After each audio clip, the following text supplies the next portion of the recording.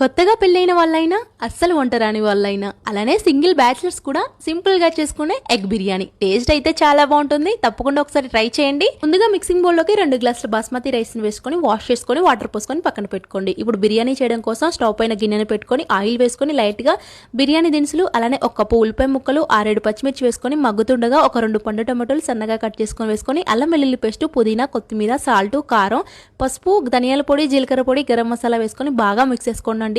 ఇలా బాగా కలుపుకొని మగ్గిన తర్వాత ఇందులోకి 1 కప్పు వరకు పెరుగును కూడా వేసుకొని బాగా మగ్గించుకోండి. ఈ విధంగా బాగా మగ్గిన తర్వాత ఇందులోకి 3 గ్లాసుల వరకు వాటర్ పోసుకోండి. వాటర్ మరుగుతుండగా ముందు ఫ్రై చేసుకున్న ఫ్రైడ్ ఆనియన్స్, అలానే రైస్ ని వేసుకొని ఉడికించుకోండి. నేను ఇక్కడ ముందుగానే ఎగ్స్ ని బాయిల్ చేసుకొని ఫ్రై చేసుకొని పెట్టుకున్నాను.